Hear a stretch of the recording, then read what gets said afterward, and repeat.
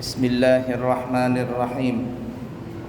Assalamualaikum warahmatullahi wabarakatuh.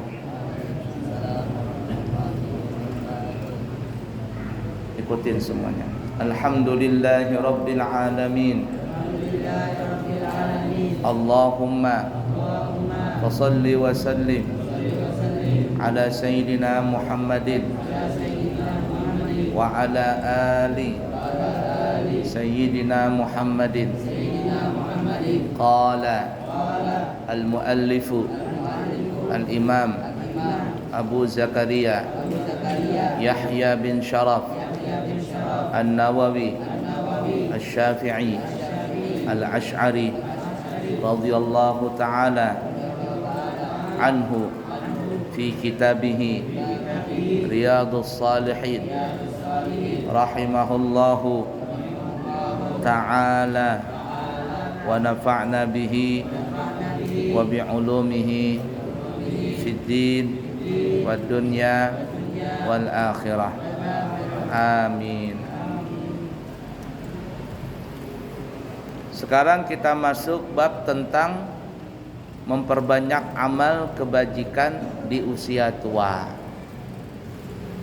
Jadi hadis ini banyak nanti berkaitan dengan kita-kita yang sudah tua. Dikatakan tua itu ya di atas umur 40 tahun sudah tua itu. Di atas 50 kai sudah. Di atas 60 tua-tua keladi. Ala kulli hal. Memang sepantasnya mohon maaf yang tua-tua lah, minta maaf lahir batin. Memang biasanya kalau yang tua-tua itu mestinya harus memperbanyak amal kebaikan maksudnya. Bukan berarti yang muda-muda nanti ajalah, aku belum tua juga, aku mau hura-hura. Tidak boleh seperti itu. Kalau orang tua dia berbuat baik, bagus. Tapi kalau anak muda, masih muda nih kayak kalian ini, santri-santri, masih umur belasan, belum ada lagi yang belum umur 40-an. Ada yang sudah puluhan? Belum ada lagi, masih belasan. Masih bau kencur kata orang Jawa. Beramal baik untuk membiasakan beramal baik supaya nanti kalau sudah tua enggak repot lagi. Maka kalian yang muda-muda memperbanyak amal kebaikan itu sangatlah baik sekali, lebih baik daripada orang tua yang beramal baik. Karena kalau seandainya dari muda ini sudah malas beribadah, tidak bakalan tua rajin ibadah, kecuali memang dapat hidayah dari Allah Ta'ala. Bubuhan kita ini pian-pian Masya Allah, yang tua-tua nang rajin ke masjid ini itu adalah hasil didikan orang tua kita bari.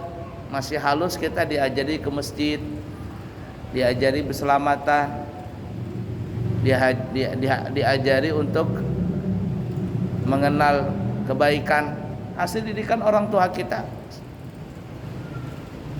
Tapi kalau ada orang tua nih ya, kadang mengajarkan anaknya dari sekarang nih, dari halus kadang diajarkan, kadang mengenal masjid, kadang mengenal pengajian, kadang mengenal nang kebaikan. Orang tuanya kadang mau berbuat baik, jangan disalahkan nanti kalau anaknya juga lebih jahat daripada orang tuanya. Buah jatuh tidak jauh dari pohonnya.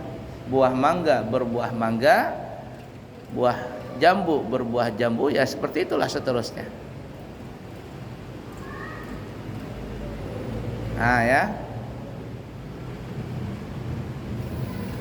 Jadi nang tuha untuk banyak beramal. Nah ini hadis-hadisnya banyak berkaitan dengan itu semua. Ikutin semuanya. Qala Allahu Ta'ala A'udzu billahi minasy syaithanir rajim. Awalam nu'ammirkum ma yatadhakkaru fihi man tadhakkara wa ja'akumun nadhir.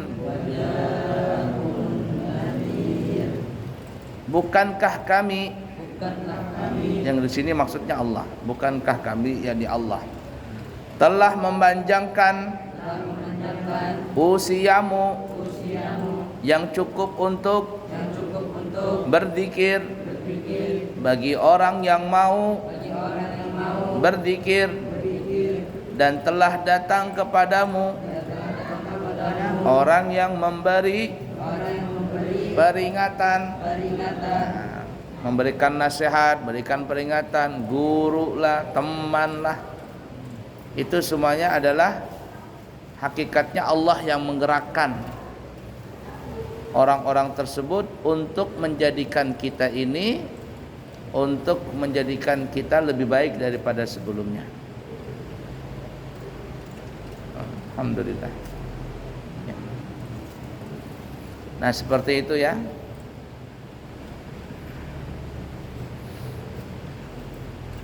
Jadi biasanya nang Tuhan itu banyak sudah pengalaman, banyak sudah mendengar nasihat. Tinggal mau berzikir, arti berzikir sini mengingat kepada Allah kembali atau tidak mau.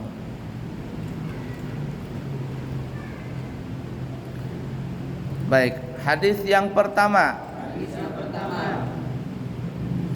An Abi Hurairah radhiyallahu taala anhu anin Nabi sallallahu alaihi wasallam qala a'darallahu ilamri'in akhara ajalahu hatta balagha sittina sanatan rawahul Bukhari. Dari Abu Hurairah radhiyallahu taala anhu, dari Nabi Muhammad sallallahu alaihi wasallam, beliau bersabda, Allah taala telah memberi kesempatan kepada seseorang di mana Allah memanjangkan usianya sampai 60 tahun. Hadis riwayat Bukhari. Jadi kalau di antara kita nih sudah sampai 60 tahun, maka itu dikatakan Allah telah memanjangkan umurnya. Panjang sudah, termasuk panjang itu nah. Termasuk panjang. Berapa banyak orang enggak sampai umur 60 tahun meninggal dunia. La ilaha illallah. Hadis yang kedua, Ani bin Abbasin radhiyallahu taala anhuma qala kana Umaru radhiyallahu anhu yudkhiluni ma'a asyakhi Badarin faka'anna ba'dahum wajada fi nafsihi faqala lima yadkhulu hadha ma'ana walana abna'un mithluhu faqala Umar innahu min haitsu alimtum fada'ani dhata yaumin fa'adkhalani ma'ahum fama ra'aitu annahu da'ani yawma idzin illa liyuriyahum faqala ma taquluna fi qaulillahi ta'ala idza jaa nasrullahi wal fath faqala ba'duhum umirna nahmadullaha wa nastaghfiruhu idza nusirna wa futiha alaina wa sakata ba'duhum falam yaqul syai'an faqala li akadzalika taqulu ya nabna Abbasin? Faqultu la. Qala fama taqulu? Qultu huwa ajalu Rasulillahi sallallahu alaihi wasallam a'lamahu lahu. Qala idza jaa nasrullahi wal fath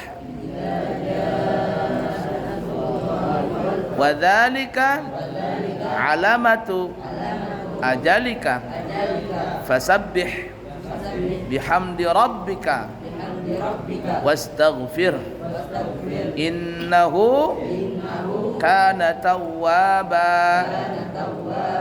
Faqala Umaru radhiyallahu ta'ala anhu ma a'lamu minha illa ma taqulu. Rawahul Bukhari. Dari Ibnu Abbas. Kalau disebut Ibnu Abbas berarti siapa namanya? Abdullah. Dari anaknya si Abbas. Siapa anaknya Abbas namanya? Abdullah.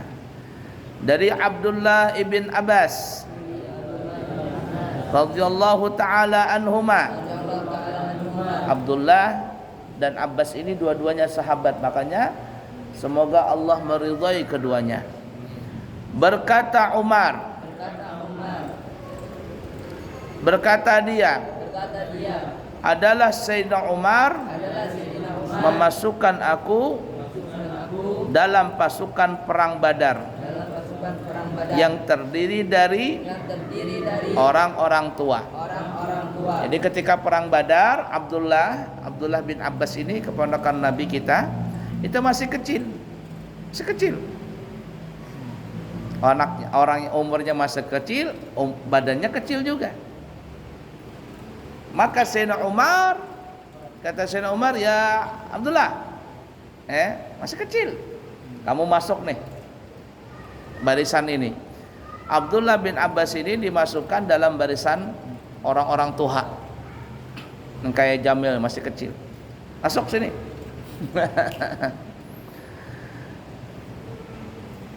Seakan-akan saya disejajarkan dengan mereka. Nah, ibarat kata ini kayak dianggap aku kecil-kecil cabai rawit. Kecil-kecil cabai rawit. Cabai rawit. Kemudian ada seseorang yang bertanya, kenapa pemuda ini dimasukkan dalam kelompok kita? Padahal kita juga mempunyai anak yang sebaya dengannya. Jadi salah satu jamaah, salah satu tentara kaum muslimin perang Badar yang jumlahnya cuma 313, ada yang nyelutuk, lah ini apa anak kecil nih masuk ke sini? Padahal anakku aja seumur dengan anak ini. Artinya nggak pantas lah Abdullah bin Abbas masuk di kelompoknya sahabat yang sudah tua-tua ini. Ya biasa kan begitu kan ya, biasa aja.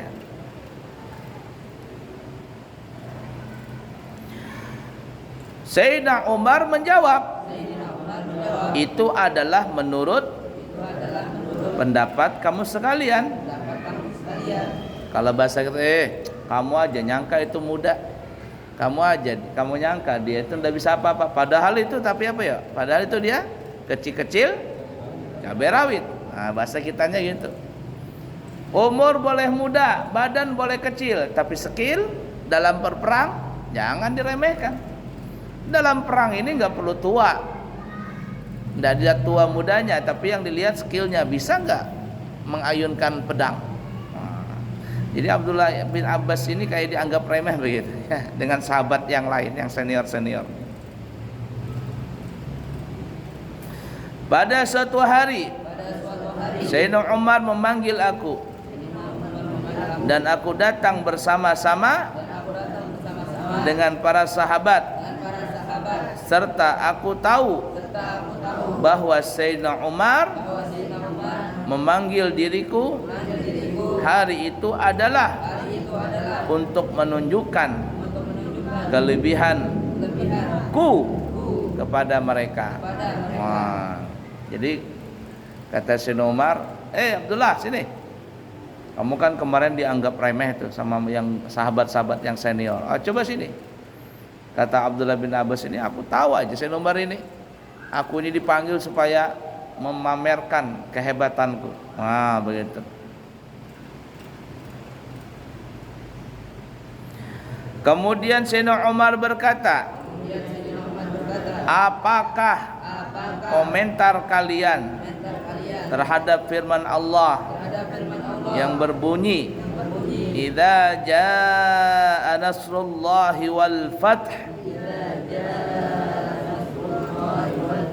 Itu artinya apabila telah datang kemenangan dari Allah dan kemerdekaan. Kata Sayyidina Umar, apa pendapat kalian yang tua-tua nih, yang katanya kalian lebih senior, umurnya lebih hebat, katanya lebih alim, lebih semuanya, makanya kayak santri lama nih, sosokan. Ada santri baru dianggap remeh. Mentang-mentang santri lama senior, lalu menganggap remeh santri baru. Dipanggil sama gurunya, sini santri baru, tunjukin kehebatanmu. Ternyata santri lama 3 tahun sudah di pondok, baca wirdul latif masih belepotan, baca doa fajar masih salah-salah, juz amma aja 3 tahun gak hafal-hafal. Ini tua di umur namanya, tua di umur, skill gak ada. Malu dong sama yang muda, malu sama santri baru. Nah begitu juga ini. Sayyidina Umar mau ngasih tahu, yang tua-tua, yang senior, gimana ini pendapat kalian tentang ayat ini? Berani nggak nafsirkan? Apa tafsirannya ayat itu? Apa tafsirannya surah An-Nasr itu?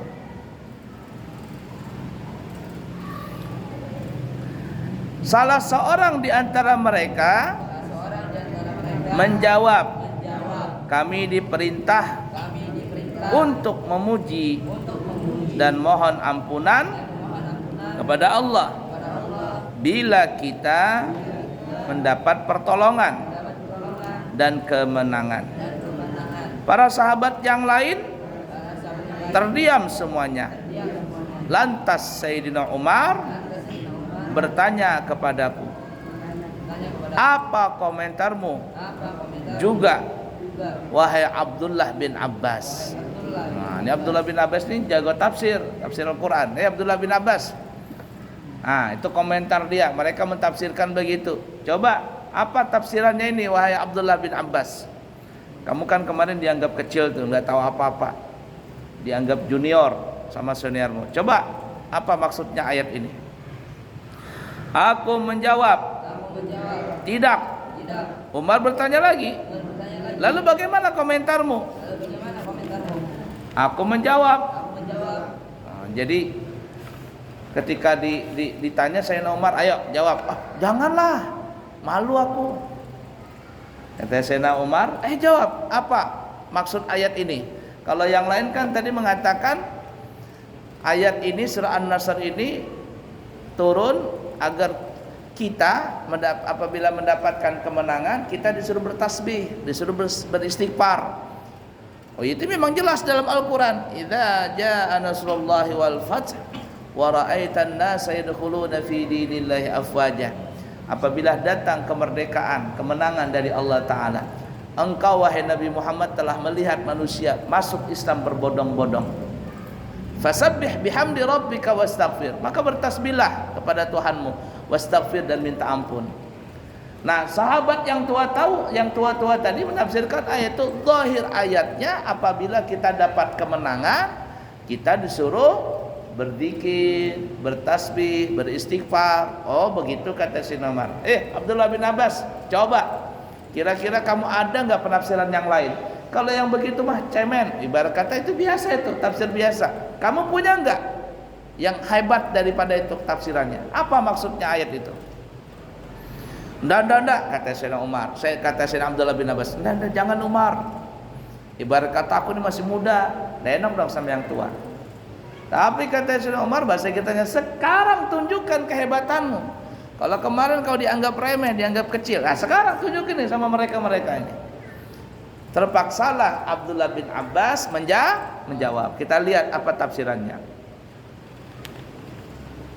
Tadi, lalu aku pun menjawab, itu adalah saat kewafatan Rasulullah yang diberitahukan oleh Allah kepada beliau. Nah, jadi kata Abdullah bin Abbas, ayat itu menunjukkan bahwa tidak lama lagi Rasul meninggal. Karena kalau sudah merdeka, sudah menang agama Islam ini, kota Mekah sudah dibebaskan, yakni kota Mekah sudah direbut kembali, berarti Rasul tidak lama lagi akan meninggal dunia. Itu maksudnya. Sama juga pendapatnya Sayyidina Abu Bakar As-Siddiq. Waktu di Haji Wada, Allah menurunkan ayat kepada Nabi Muhammad, Al-yawma akmaltu lakum dinakum wa aslamtu, apa tuh? Al-yawma akmaltu lakum dinakum wa atmamtu alaikum ni'mati wa raditu lakumul Islam madina. Hari ini kata Allah Ta'ala, aku telah sempurnakan agama kalian, dan aku telah menyempurnakan juga nikmat-nikmat kalian, nikmat iman, nikmat Islam, nikmat hidayah, semuanya lengkap sudah. Wa raditu lakumul Islam madina, dan aku kata Allah telah meridhai agama Islam. Aku telah meridhai agama yang kalian anut. Yang lain enggak lagi. Yahudi, Nasrani, tidak ada, itu sudah berubah. Islam semuanya. Ketika ayat itu turun, para sahabat gembira semuanya. Telah sempurna agama kita. Telah sempurna agama kita. Syariat sudah sempurna, semuanya sudah sempurna. Ibarat kata ini lulus sudah, dapat ijazah, dapat syahadah, menang sudah, syahadah dapat. Ibarat kata nih. Sudah ibarat kata Allah tanda tangan di situ. Nah, nih syahadahnya. Kalau ibarat kata Abu Yad sudah tanda tangan situ, tanda tangan. Nih, lulus kamu. Senang semuanya, sahabat senang. Gembira semuanya. Tapi giliran Sayyidina Abu Bakar, nangis beliau. Menyendiri nangis. Sahabat ngelihat Sayyidina Abu Bakar menangis, tanya, "Ya Abu Bakar, kenapa engkau menangis? Bukankah Allah sekarang sudah ridha dengan agama kita? Allah telah sempurnakan nikmatnya kepada kita, nikmat iman, nikmat Islam. Allah sudah sempurnakan agama ini, kenapa engkau menangis?" Apa kata Sayyidina Abu Bakar As-Siddiq? Memang benar. Apa yang dikatakan oleh Allah dalam firman-Nya itu benar. Pantaslah kita dan kalian semuanya bergembira. Lalu kenapa engkau gembira malah menangis? Tapi aku punya penafsiran sendiri. Kalau ayat ini, kalau agama Allah telah sempurna, Allah telah menyempurnakan nikmatnya kepada kita, Allah telah meridai kita memeluk agama Islam, tidak ada lagi kesalahpahaman, sudah sempurna. Berarti kata Sayyidina Abu Bakar, Rasulullah SAW tidak lama lagi meninggal. Tidak mungkin Nabi Muhammad kekal abadi di dunia ini. Meninggal beliau. Mendengar penafsiran Sayyidina Abu Bakar, yang tadi sahabat gembira semuanya tiba-tiba nangis. Semuanya nangis.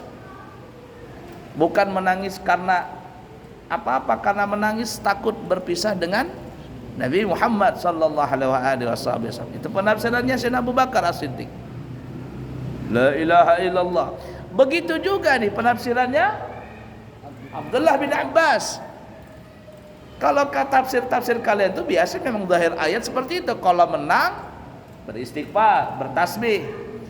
Seperti itu sebenarnya, tapi orang kita kalau menang pilkada karaokean.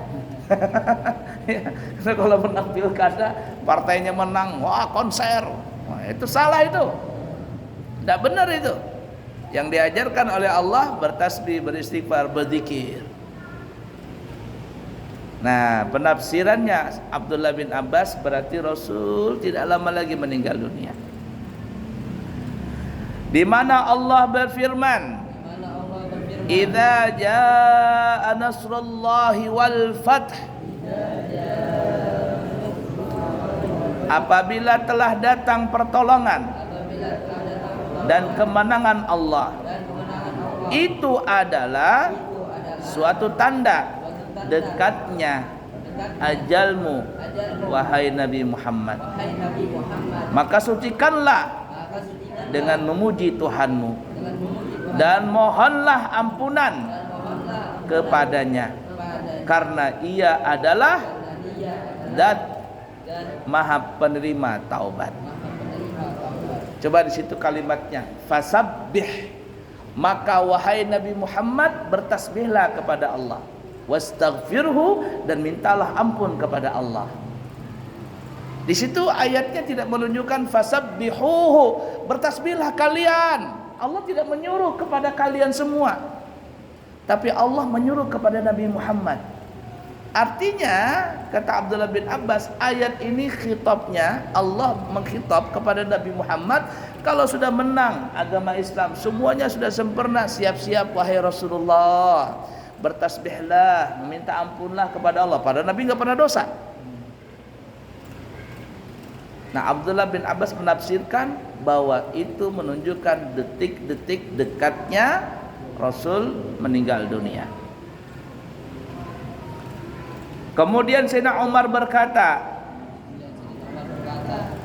aku tidak mengetahui tentang kandungan ayat itu melebihi apa yang kamu katakan. Kata Sayyidina Umar, nah aku nang tuha ini pun sebenarnya kada tahu maksud ayat itu, maksud surah itu.